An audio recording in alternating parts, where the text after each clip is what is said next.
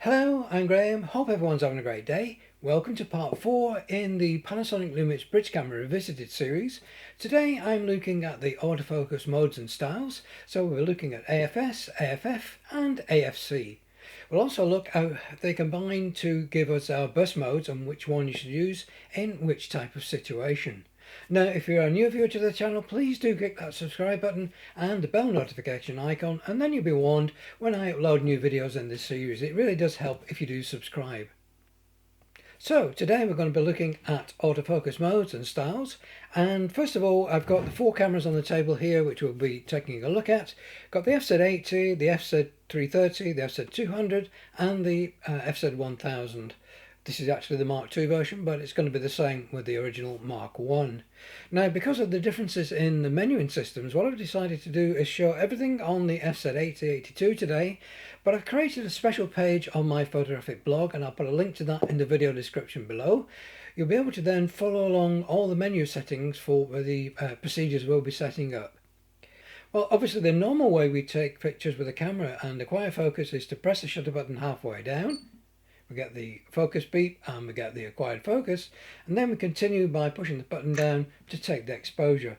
Now that's assuming that we've not changed any of the default operating conditions, and if I just go into the menu here, you'll be able to see we've got shutter AF and that's set to on. Now that's the default, which means that when you have to press the shutter button you will get focus. Now there is another way of acquiring focus, and it's one that's normally used by wildlife shooters or sports photographers, and it's called back button focus. And to employ back button focus we set up this button here which is marked AF AE lock on most cameras. On the FZ8 it's a single button. On the other cameras you may find that it's in the mode switch here to enable you to set this particular feature.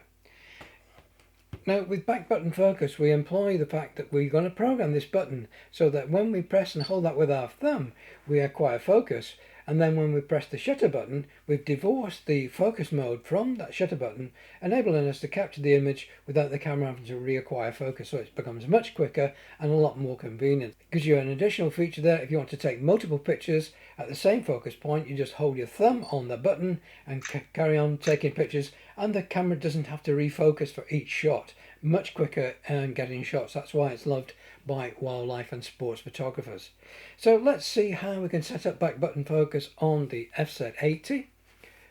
So first of all we need to go into our menu setting. We're going to turn shutter AF off first of all, because we're not going to be using the shutter to cause focus, so we're going to turn that off.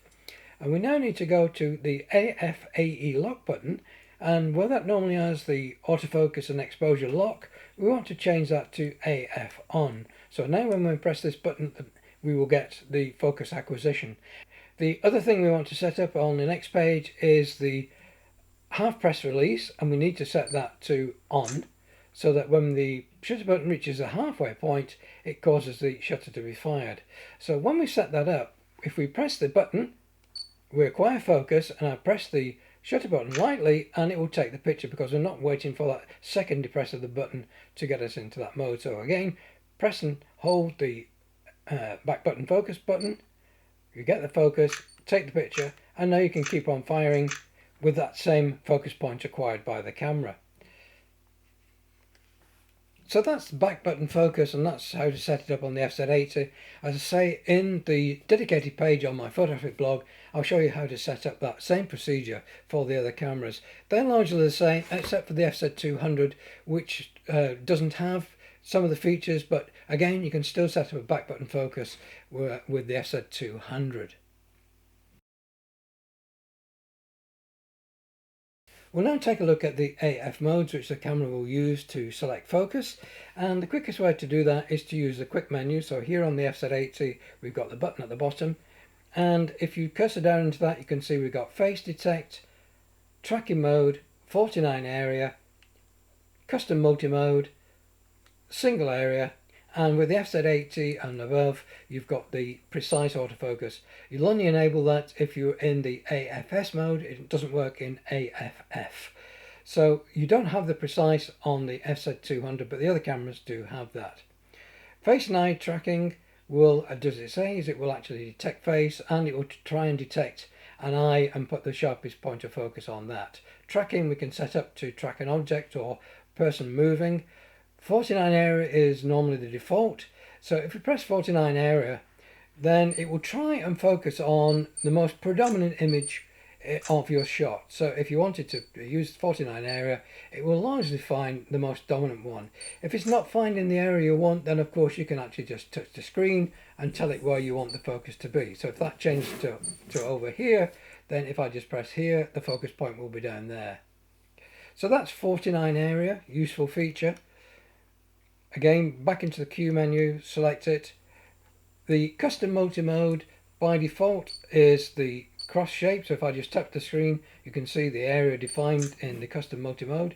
You can of course program this yourself into any shape in the free area mode, so if you wanted to have just a line across the middle or a vertical line or a Z shape, you can do that in the free mode and then set it as one of the presets. So providing your image it falls within those rectangles, the camera will focus on that particular area. You wanted to change the position, then of course you can drag the focus point to where you want on the screen. The next one is the single area, and single area selected by that symbol there, press that, and now you will see on screen you've got a rectangle which is defined by the 4 arrows. Now you can either use the back control dial to change the size of that target, or you can pinch and squeeze to do that. If you've got a touch screen, you can change the position by using the touch screen, or you can use the back cursor button to change the position as well. So you've got lots of flexibility there as to where to set the target. Part of the image within that target will be used to capture the focus, so whatever's in that square you will catch the focus.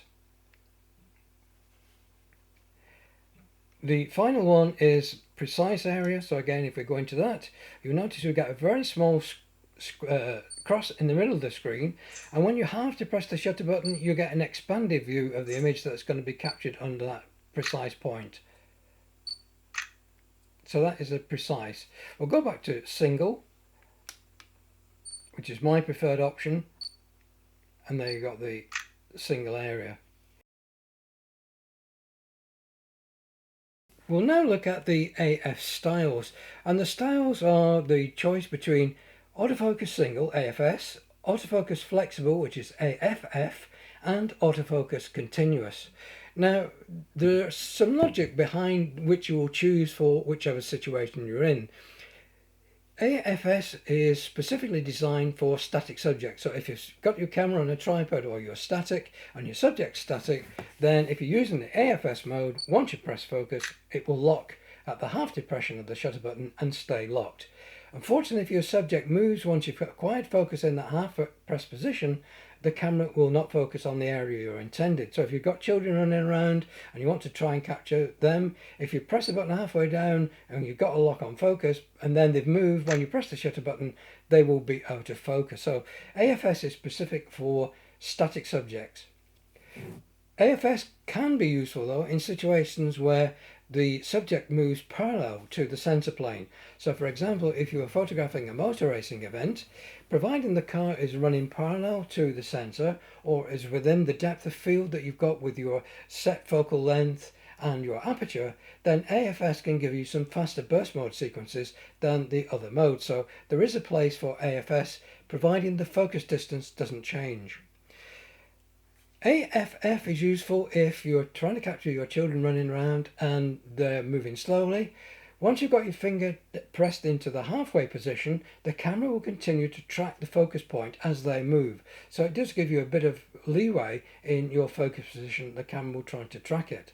However, if the subject is moving in one direction, perhaps from the camera and away or towards the camera, AFC is predictive focus, and it uses a computational aspect of the camera to work out where the subject will be in the next time frame. So once you press the button, it will continue to track anything that's moving in the scene. So it's a good moment if you want to try and capture things that are moving quite quickly. The camera will track it. If you have a subject which is coming towards the camera, then shutter speed will arrest any subject motion, but you just need a fast autofocus to enable the camera to keep picking up that position as the object moves closer to the camera. Now obviously the distance will matter there. If it's a long way from the camera, then the subject isn't changing very much in terms of how the autofocus motor has to work. If it's closer to the camera, the autofocus motor has to move further. So again, distance will affect the way the autofocus system works. Now, if you've got a subject which is moving diagonally towards or away from the camera, you'll find that shutter speed does play a great important part in capturing an image that's got no subject motion blur and the camera has had time to acquire focus. In this image on screen now, with the train running around the track, you'll notice that the focus has been captured, but the image is still out of focus or has subject motion blur. There's a static point of the image there, which is seen across the track, but the image is actually moved due to subject motion blur. The only way I could get that focus point was to actually use external flash with a 500th of a second exposure time to capture the image in that plane. So again, with something moving across your diagonal, you need to be using a fast shutter speed in order to arrest subject motion. And again, telephoto position with a shallow depth of field is going to be worse than wide angle with its deeper depth of field. Now on the FZ80, the AF style is set in the menu with AFS, AFF or AFC. With cameras like the FZ300 or the later cameras, you'll find that they are selected by the switch on the surround of the AFA lock button. The choice between AFS and AFF is done in the menu in that case. Now there is another one which is in the custom setup mode, and it's on page 2, which is Quick AF. Now if you turn that on, once you've got the Quick AF set to on, when you bring the camera up or place it to your eye, the camera will begin that focus sequence for you, even before you press the shutter button. So it has started to acquire focus, so it's got it into the focus area that you might want to take a picture, and then finally tune it when you press the shutter button halfway down. It does use a little bit more battery power, so use that sparingly if you're on an all-day shoot. So in summary, we've got the AF styles, which are AFS, which is primarily designed for static subject, AFF if you've got subject motion which can be unpredictable, so a forward movement or back movement taking place rather slowly, or you've got AFC where you've got a predictable movement either away from the camera or towards the camera. The camera will use its computational power to try and establish what the focus point will be, using of course DFD in later cameras.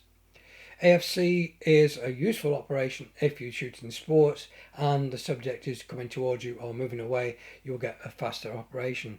Now, all these affect the way burst mode works. If you're shooting in the AFS mode, that's a single shot. If you're using burst mode, the camera captures the first image with that point of focus.